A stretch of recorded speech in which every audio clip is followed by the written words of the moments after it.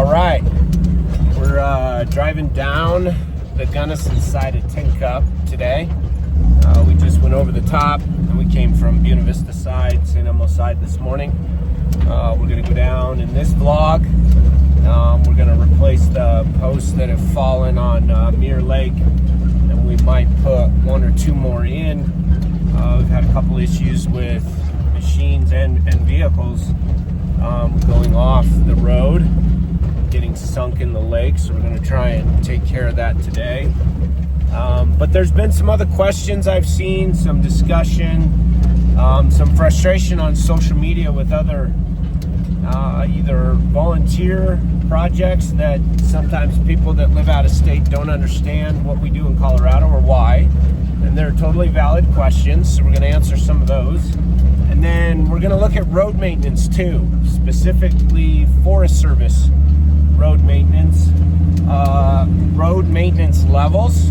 Every single Forest Service road has a maintenance level. They are 1 through 5, and they mean different things. And so we're going to look at some of those. I'll give you some examples, and we'll talk through that so that if you see work being done on a Forest Service road in the future, you might know why. All right, we're gonna head over to the big corner now and see if we can find those posts in the water that used to be standing. We're out here now. I found those two posts. They had been in the water. They're sitting on the bank, so somebody grabbed them and tossed them out. So we're gonna put them back on the edge of the road here, because I've said this before, that if you enter over there on that side and you don't know that it gets really deep right here, it looks like you can just go straight across, and you can't. You have to hug the bank and follow it around to that outside. And these posts were always in the water, kind of, well, at least for the last couple of years. They didn't used to be here when I was a kid, but for the last couple of years they were on the edge here, so you knew you had to go to the bank side. And we might put some in over there by the dam, because we had a vehicle issue over there at one time, well, a little over a week ago, I guess. Somebody got too far off the side and sunk a vehicle in there, and that's what we don't want to have. And I'm being halfway funny, but obviously it's happened. So I don't know how lakes work in other parts of the country, but here in Colorado they are shallower around the edge and they get deeper the farther in you go. So if you're around Mirror Lake, keep to the side of the bank wherever there is water.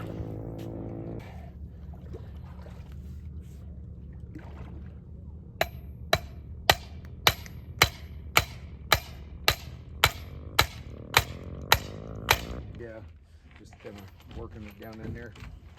And get at least a good foot down in there.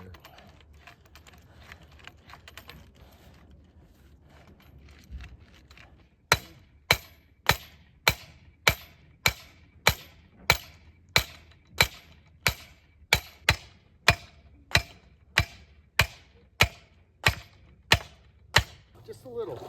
Feet have gotten used to it. I know, my feet are somewhat used to it too. Yeah. It's going to be cold though after a little bit when you don't stop thinking about it.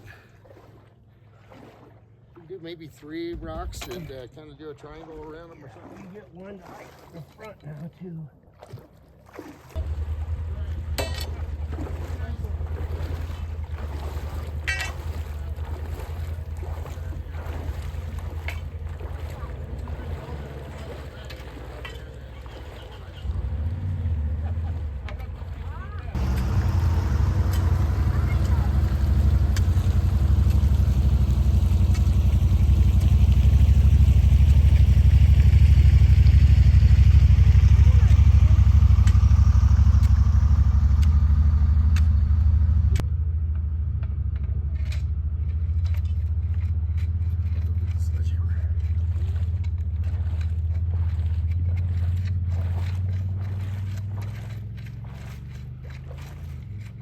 We've got 2 of them in. We get that one over there, and then I stand on the tire, pound that one in, because it's right on the edge of being deep. But it's, I mean, you can see the bottom. It's, I don't know, I mean, it's less than a foot deep. in here. It's probably the deepest part of this lake usually that covers the road is right in front of my Jeep.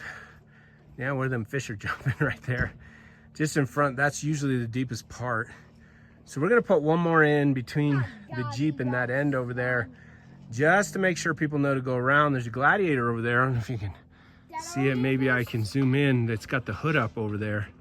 Some people just came through while we were doing this and told us that that Gladiator did what I just told you not to do, which is to go in that side, drive a straight line and come out over there, and they sunk that thing and they're trying to get it started. So what you have to do is go around the post that we're putting in. Stay close to the edge over here, around the post. Stay close to the edge over there, even though it's just a straight shot on the road over there. That's where we lost the vehicle in there last week. One got flooded out. They pulled it out right away, so it wasn't a huge deal, but we just want you to stay on the road. Okay, so we got this third one in now. I'll walk you over here so you can see. So we put that one in right there, that you stay around. And then if we look back, we got this one, we got the first one. If we have enough, because I have a couple more, we're gonna go check the lower side. If we have enough, we'll put one more right there. But for now, we got 3 in on the corner. Okay, so we got one more in over here. Man, look how busy it is over there. It's like a zoo down here. They still can't get that Gladiator started, but we put one more in on the straight section here. And this is why. This is where a vehicle got in trouble the other day, and I don't know why they were this far away from the bank. I will say it again, stay close to the bank. But you see how shallow it is on my tire right there. But where we put this post, if I drop that shovel in, you see how it goes down much farther than my tire. And then if I get out here, it's even deeper. It drops off really fast right here. The road is probably 15, maybe 17 feet wide right here. So you have to stay next to the bank. So we put one in here, which is kind of halfway between those bushes in front of the side-by-sides there. And then it's in between those bushes on the side right there too. So that way, if you're driving through, just stay on the bank side of all of these posts that we put in, and you'll be just fine. Oh, and probably somebody's gonna ask me what these things, these plastic whips are that we're putting on there. I'll give you a guess first before I tell you. Anybody watching these videos to yourself, do you know what those are for? Now I'll tell you, those are for snowmobiles, because this area will get so much snow. You know, this lake will freeze, and then the snow is going to be so deep that we don't want a snowmobiler to hit any of the posts or any of the stuff that we put in. So we put these big whips on top so they will stick out of the snow. Then if you're snowmobiling, you're sledding around, you come bombing through here in the wintertime, and it'll look totally different. You won't be able to see anything. It'll be all white, but you see one of these sticking out, you know to avoid that area so you don't hit anything.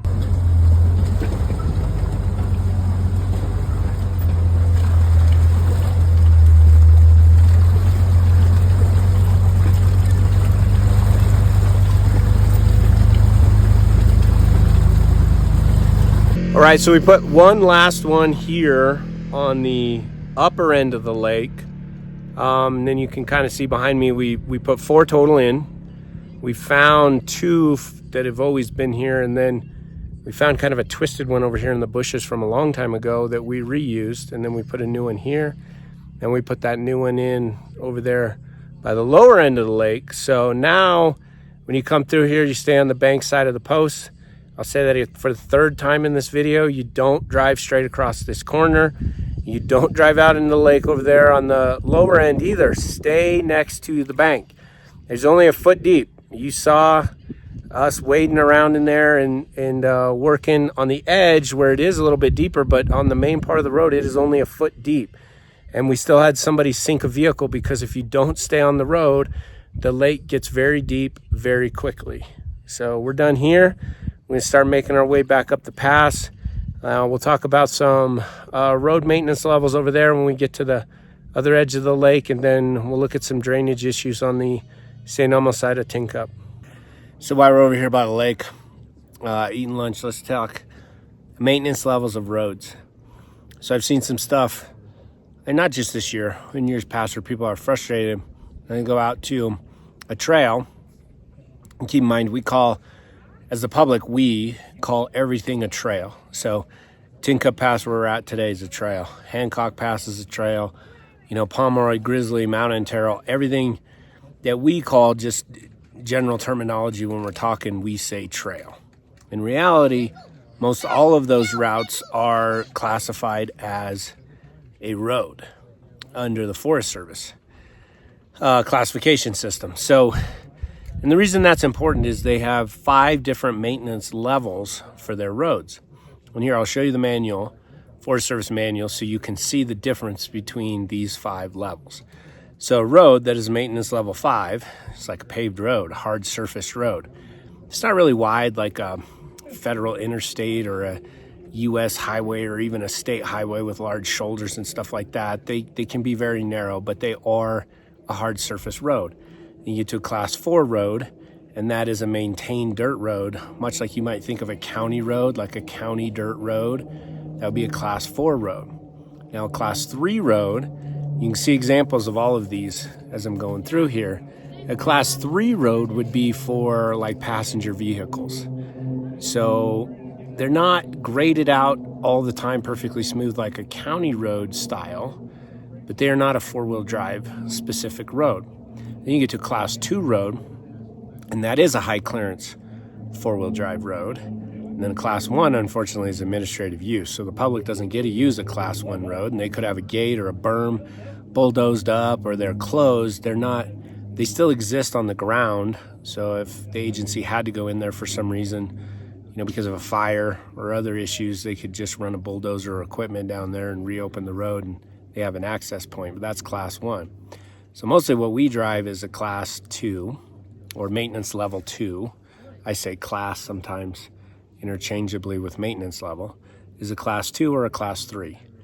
And what's important is that they're not always the exact same every single year. So a class 2 road or a class 3 road can be on a 5 or a 10 or sometimes even a 15-year maintenance schedule because they don't keep up with a 5 or a 10-year maintenance schedule. So you could drive for 10 years. I've had people that said, well, I've been wheeling for 10 years and this road's always been the same. And then one time I showed up and they'd bulldozed the whole thing and totally ruined it. Well, maybe that road that you call a trail was on a 15-year maintenance schedule.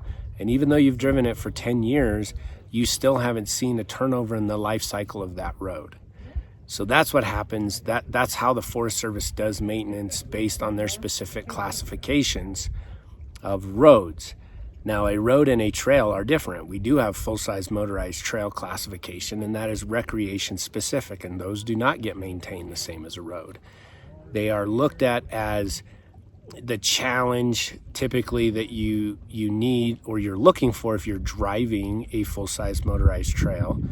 We maintain that. We leave them difficult because they're specifically for more or less recreation. Roads can be used for a number of different things. We drive them for recreation, but they can be access points, special use permit holders, hunting season. All of the roads turn into access points for different hunting units. There's a lot of other stuff that goes along with a road that they're maintaining as part of the transportation network than just us driving it for recreation. So I've seen like Chins Lake and even Pickle Gulch got some road work done. Heavy equipment was out there, altered the roads, made them, for rec users much easier than they were. And a lot of people are frustrated by that. And I get that. If you're out there specifically trying to have fun on those roads for recreation purposes and you're looking for somewhat of a challenge, even if it's not a difficult challenge, then a change in the maintenance level can be frustrating. And sometimes that even happens. It could be a class or a maintenance level 2 road, and the agency for some reason wants to make it a maintenance level 3. Maybe there's a new trailhead up there. Maybe there's a lot more traffic. Maybe there's private property. Maybe a number of things have changed. And so now they want to maintain it better than a past classification that they had it. Or maybe they had a class 3 road and they're not going to maintain it that way anymore. They're going to maintain it as a class 2. So they're going to let it, get wear and tear and become rougher. And that's usually what happens. If you see a dozer run through one of these roads one year, 5 years later, the road looks totally different because it gets a ton of traffic. They usually deteriorate. They get harder. we go through, we'll build big water bars, those settle over time.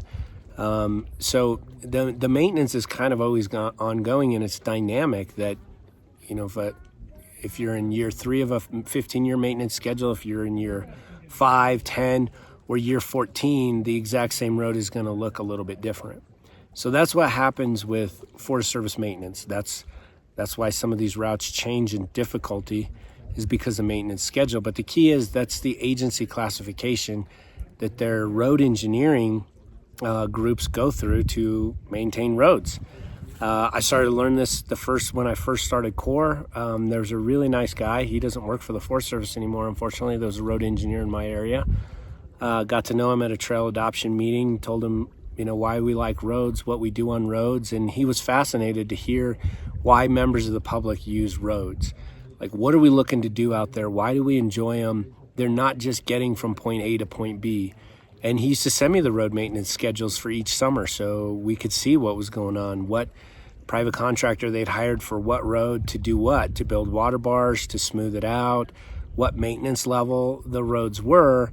And that's how I first started to learn about this. So most of the time, again, the public doesn't understand the maintenance levels or the schedules that the agency, the Forest Service, uses. But there you have it. Now they're either between a maintenance level 1, where we don't get to use them. So really, if we get to use them, they're between a maintenance level 2 and a maintenance level 5. Now you know the differences, and if you see the Forest Service out maintaining something, you might have a better understanding why. Okay, so now we're heading back up the pass. Now, if you were to guess, if you've driven Tincup Pass before, what do you think the maintenance level of Tincup is now? Now that I went over the maintenance levels 2 through 5, what do you think it is? If you said 2, then you would be correct. Tincup is a maintenance level 2 road. So that is, the Forest Service manual on this type of stuff was written some time ago. So modern equipment has kind of changed things, but in general, a maintenance level 2 road would be a stock high clearance 4x4 vehicle could navigate it. That's the maintenance level that they're trying to adhere to. And like I said, it's a little bit dynamic from year to year, in an ever-changing environment. And I had a question, it was a good question a couple days ago on somebody's post, I don't think it was one of ours.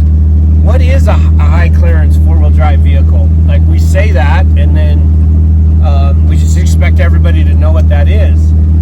And so a high clearance 4-wheel drive vehicle, for like the maintenance levels that we're talking about, it's not necessarily all-wheel drive, and it doesn't even mean that your vehicle may have 4-wheel drive.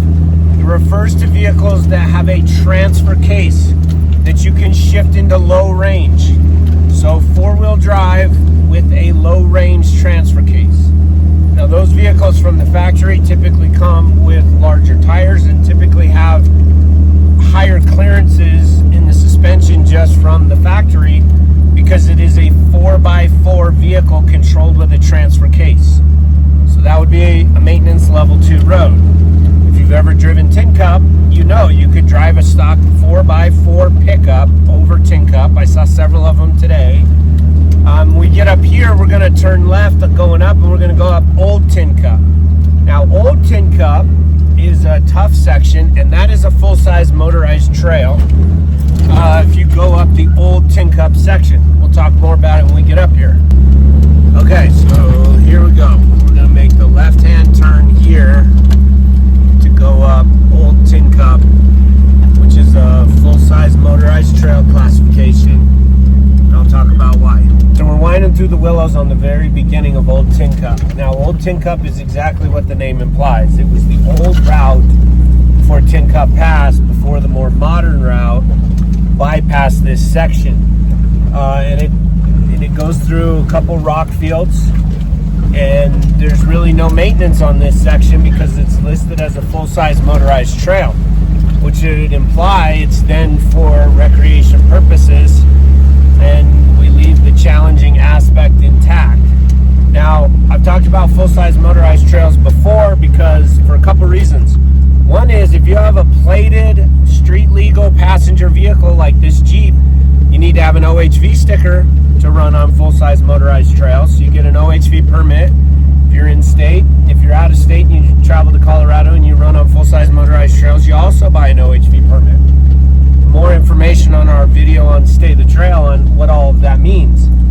But we just recently, with the Pike San Isabel travel management decision, had almost 50 more motorized trails that were converted from past roads. So they were a road, they had a maintenance level. The Forest Service determined they weren't needed as a road. We liked them as rec communities, so they converted them to a full-size motorized trail. Now, and the maintenance on trails then are substantially different. We really only try and repair them if they become impassable, but we don't make them easier. We leave the difficulty level intact. And after that Pike and San Isabel decision, now we have about 100 full-size motorized trails in Colorado. And on Stay the Trail site, we've done a really good job at classifying those, all, whether they're on Forest Service, BLM, or we even put them all in light blue, the brand new ones that were a conversion. And I'll link that page so you can go through there and see what are now classified, or what had been before even, as a full-size motorized trail and not a road. And if a route that you like to drive on National Forest or BLM is not on that list, then it will be classified as a road and has a corresponding maintenance level. And this section here on Tincup, on St. Elmo side, was worked over.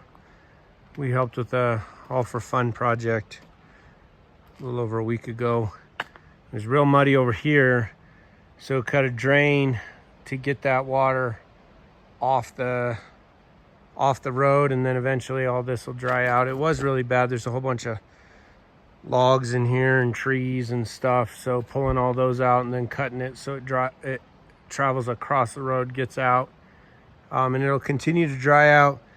We push that drain open a little bit more. Sometimes after you do it the first time, they'll kind of silt up with fines, and then it won't drain as good. So we drained a little bit more today, but that way we can keep water just moving across the road and off the road so that it doesn't make huge mud holes.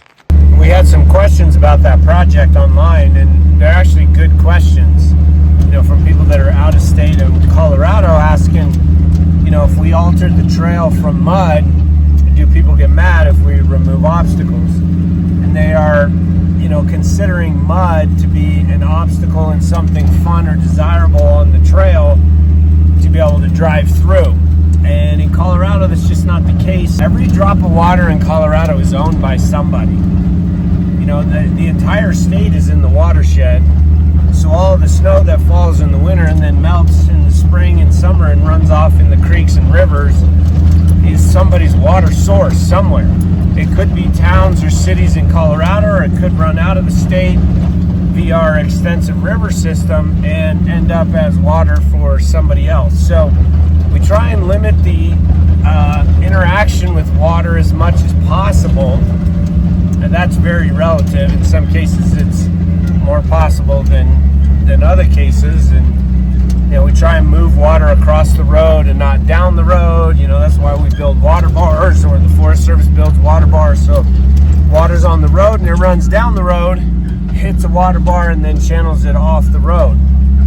And mud does two negative things for us here. One, it creates damage on the trail, and then sometimes people then go around the mud and they'll create trail braiding or some off-trail problems where they'll go around mud to avoid it and widen the trail or drive on the vegetation on the side of the trail. So we try and limit our interaction with water. It's not always possible, but we mitigate it where it is. You saw us drive through Mirror Lake, so some places are special circumstances, and the Forest Service actually discussed raising the road up around Mirror where it's the deepest in the water, so it may not totally get out of the water early season, but it'll be less interaction with the water.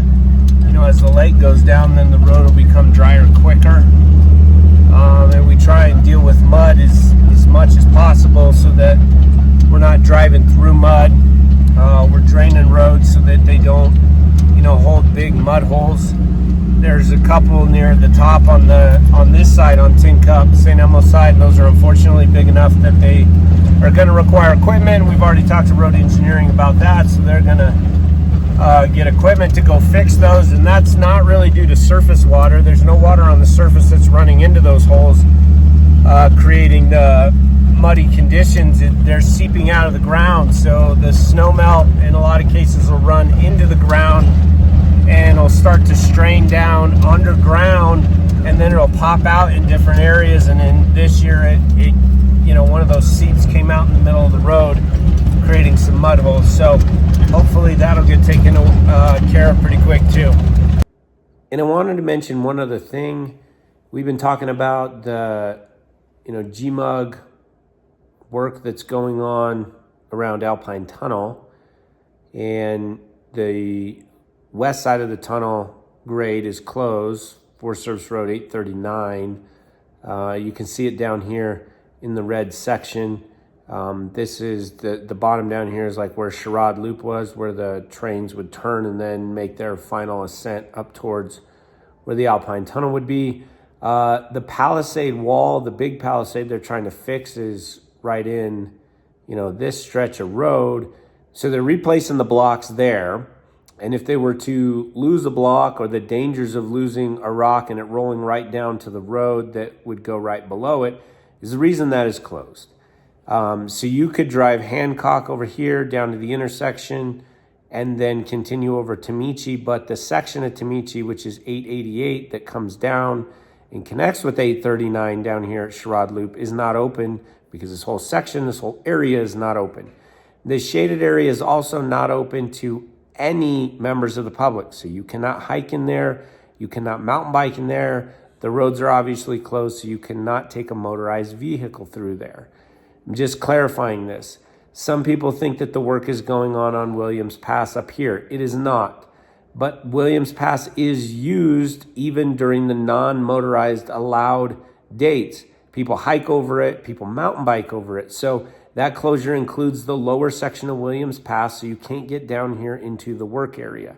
But the work is not actually going on Williams Pass. It's also not going on Hancock Pass. Sometimes people consider Hancock as it comes over here to the junction. They think Hancock then continues down to this, dash section of red right here. And, even Trails Off Road, we have this mapped as the continuation of Hancock Pass. This section here that then continues up to Tamichi is actually 888. So the Forest Service road numbers Hancock ends right here. And that would be the lower section of Tamichi that comes down. So when you read in the order, if you saw the order and you see Tamichi Pass right here listed, that's cause for some confusion. But just remember, this section here is closed. So Hancock is open, but you cannot then connect the lower, the part of the West Alpine Tunnel Road to then go down to Pitkin or to the end of Cumberland Pass that way. You'd have to go over Hancock, then you can go over Tamichi, then you could get over, Black Sage and Juanita, and you could get down to Pitkin. But this whole section is closed. Now, I did talk to Forest Service Engineering today, and the work is still on schedule. So the anticipation is that this will be completed here by the end of this season, so that next year everything in this area will be open again. So there you go, a couple hours punching in some posts on Mir. Got a depth report on Mir too, and then what kind of happens on the agency level for road maintenance, and why we always try and clear water off of roads.